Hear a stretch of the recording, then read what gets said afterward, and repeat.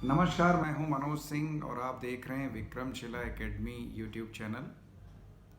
आजकल न्यूज़पेपर में, टीवी में और आम जनता में भी कुंभ मेले की चर्चा ज़ोर शोर पर है।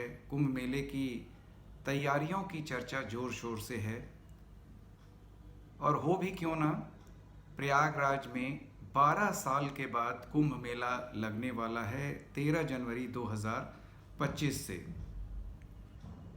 हिंदू धर्म के लिए कुंभ मेले का अत्यधिक महत्व है।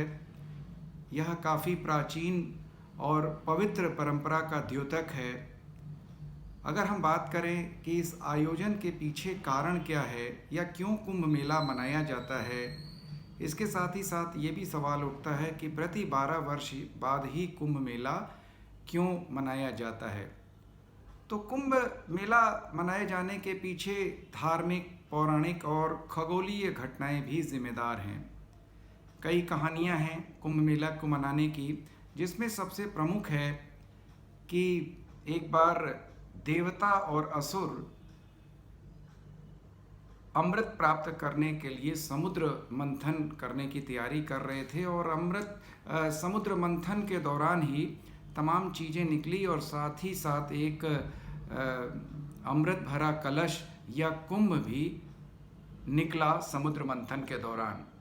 उसको बचा कर लेके भागने का प्रयास किया देवताओं के द्वारा और उस कलश से कुछ अमृत की बूंदें छलक 4 जगहों पर छलकीं, जिसमें हरिद्वार, प्रयागराज, उज्जैन और नासिक, ये 4 स्थान थे। हरिद्वार में ब्रह्मकुंड, प्रयागराज में गंगा यमुना सरस्वती, उज्जैन में शिप्रा नदी और नासिक में गोदावरी नदी के किनारे ये बूंदें छलकी थीं और इन 4 स्थानों पर ही कुंभ का आयोजन किया जाता है। अब सब लोग क्यों इतना लालायित होते हैं कुंभ मेले में जाने के लिए, कुंभ की विशेष तिथियों पर स्नान करने के लिए? तो इसके पीछे मुख्य कारण होता है आत्मशुद्धि और सभी पापों का नाश। ये माना जाता है कि कुंभ के दौरान स्नान करने से आत्मशुद्धि होती है और व्यक्ति के जीवन में जो भी जाने अनजाने पाप हुए हैं उनसे उसको मुक्ति मिल जाती है। पुरानी पिक्चरों में तो कुंभ को लेकर के बड़ी किंवदंतियाँ थीं कि कहानियों की शुरुआत होती थी कि कुंभ मेले में 2 जुड़वा भाई बिछड़ गए और बाद में उनकी कहानियों का जिक्र किया जाता था। लेकिन अब कुंभ बहुत हाईटेक हो गया है, इसकी तैयारियां बहुत हाईटेक हो गई हैं। उसकी चर्चा हम लोग अगले वीडियो में करेंगे, लेकिन उससे पहले हम लोग ये जान लेते हैं कि आखिर कुंभ मेला प्रति 12 वर्ष के बाद ही क्यों होता है।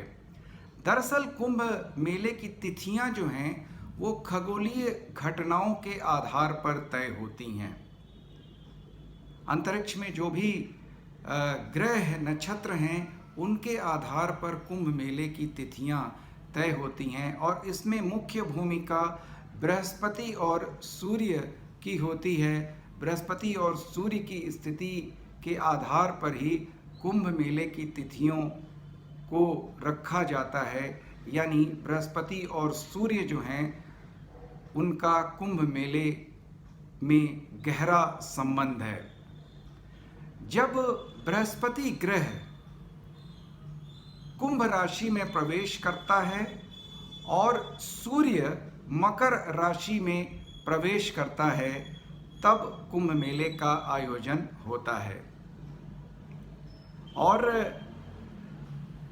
माना जाता है कि बृहस्पति को अपनी कक्षा में 12 साल का समय लगता है और इसीलिए कुंभ प्रति 12 साल के बाद आयोजित किया जाता है अलग अलग स्थानों पर। जैसा कि पहले भी मैंने आप लोगों को बताया कि जिन 4 स्थानों पर कलश से अमृत की बूंदें छलकी थीं, उन स्थानों पर प्रति 12 वर्ष के बाद कुंभ का आयोजन किया जाता है, क्योंकि बृहस्पति अपनी कक्षा में 12 सालों तक रहता है और उसके बाद ही वो कुंभ राशि में प्रवेश करता है। अब ये 4 जो नगर हैं, जिसमें हरिद्वार गंगा जी के किनारे, प्रयागराज गंगा यमुना और सरस्वती के पवित्र संगम के किनारे, उज्जैन में शिप्रा नदी के किनारे और आपका नासिक में गोदावरी नदी के किनारे ये कुंभ आयोजित होते हैं।